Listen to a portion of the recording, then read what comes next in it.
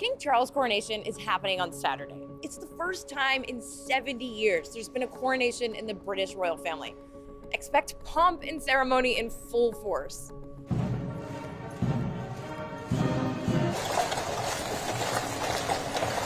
Most people have never witnessed a coronation, and every major news organization in the world will cover the event from start to finish, including the CBC. World leaders will gather to witness it. There will be horses, there will be carriages, there will be pudding. This is, in fact, history. But will people watch? One poll released last week by Angus Reid suggests more than 40% of Canadians don't care about the coronation. And that's the language. I don't care. They say they won't read about it, they won't watch it. And that's kind of different than past royal events. I mean, think about it. Royal weddings, jubilees. This is the first time that the full Cambridge clan, if you like, have been up there like this. Even the Queen's funeral. People watched, people cared. And it's very sad, and I'm very touched. And I don't know if I'll ever get over it. So, what makes this one different? Well, maybe it's him. According to that Angus Reid poll, less than a third of Canadians have a favorable view of Charles.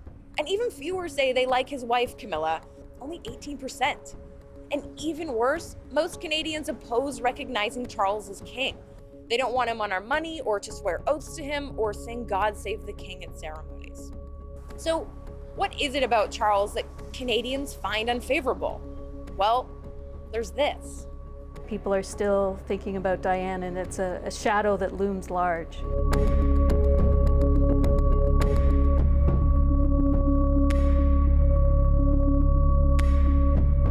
I think Charles, unfortunately, has been unpopular most of his life. He doesn't have the charisma that some of the other royals do. And then what little popularity he did have, even in his younger years, was sullied quite a bit by his relationship with Diana. Princess Diana, Charles's first wife, she was beloved. Check out how Canadians reacted to meeting her on a royal visit in 1983. Oh, it was just a thrill. I asked her how William was, and she said he's just fine. She came over and shook my hand. I just couldn't believe it. Diana was so wildly loved around the world. She had that star quality. She had that vulnerability. She had that thing that we associate with modern celebrities. Charles and Diana met in the late 1970s, and they were married in 1981. To have and to hold from this day forward. But as you probably know, the marriage wasn't exactly the fairy tale it was set up to be. The situation this time, for the first time, certainly in their marriages, it is serious. And what does serious mean? I mean, people are even talking constitutional crisis. I assume they can't be divorced, or is divorce even a possibility? It's pretty serious when a husband's not speaking to his wife, which is the case at the moment.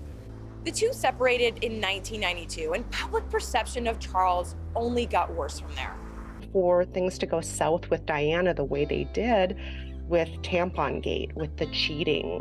In 1993, public proof of Charles's affair came out, known as Tampon Gate. And if you want to know exactly what that means, then you can go look it up, but I'm warning you, it's pretty cringy. Royal shocker, the Charles and Camilla love tape. For once, something that's billed as a shocker is. If the words really do belong to Charles and Camilla, it is a Charles few could have imagined. He tells her he needs her several times a week, and he says he'd like to live inside her trousers. The scandal was a leaked phone call between Charles and Camilla Parker Bowles. She and Charles had dated in the 1970s, but they both married other people and then had an affair. The British press had a field day. The public ate up all of those private details. He's heir to the throne, but is Prince Charles fit for the job? That's the latest royal question being hotly debated in Britain. He will be king, if today's papers are to be believed, but behind the headlines is serious criticism of the prince's sex life. The two divorced in 1996, and Charles eventually married Camilla, but it's been hard for her to win over the public. When you see Charles and Camilla together, it is very clear that they are very happy with one another. But there is also the lingering sense that she was the third person, or there was the feeling that she was the third person in the marriage with Charles and Diana. When you think about it, It's been 30 years since Charles and Camilla's affair became public, and they've been married for almost 20. A lot of other royal scandals have come and gone, but this one sticks. And it could be because of the tragedy that followed. As you know, Diana was killed in a car crash in Paris in 1997. She was only 36 years old, and there was an outpouring of grief even here in Canada. This lady who had everything, who was a princess, still had time for the lowest and the poorest. You know, I looked at the headline in the paper and fell apart. I spent the whole day in tears. I was watching the funeral this morning as well, and she's very dear, I think, to all of us, even here in Canada. Diana was so iconic, and she died so young. And to a lot of the world, Diana will always be that young woman, that effervescent woman who was on the verge of creating her own path in life. As tragic as it was, Diana's death cemented her place in history and in pop culture. Who are you referring to? Camilla. Why would I care about her? Because I care about her! It's the real one, and the one they take pictures of. In many ways, there's been a resurgence in popular culture about Diana.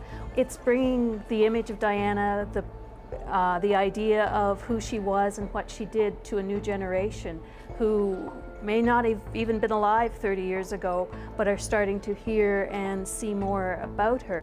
Think about the documentaries, the TV shows, the movies, even a musical in the past few years alone about Diana and the royal family. And they have a big impact on public perception. We've seen a lot of discussion and debate around the accuracy and challenges to what is portrayed in something like The Crown, not being true to what happened, but that still ends up being what someone sees and connects with. So then it becomes the question of, how far do people believe that that is what really happened, or are they seeing it as fiction? There's something too about the age Diana was when she died. She was only in her mid-30s, and she was roughly the same age as Marilyn Monroe, of many rock and pop stars who died young. There are all these people who died young who, for some reason, we become very, very attached to, and I think we think about what they could have been. We think about how old we were when we were that same age, and we get so attached. I mean, Marilyn Monroe is never going to go away in the public imagination, and I think Diana is exactly the same way. This image of Diana is going to stay in the public's mind, but her story is inextricable from the story of Charles and Camilla. Her story is their story too. I find it interesting, the connection that there is between popular culture and then what people think and believe when it comes to the monarchy, because the Diana or the Camilla or the Charles that they're connecting with may be the person more so that they see on the Crown than the one who would be in the headlines. And that's just it.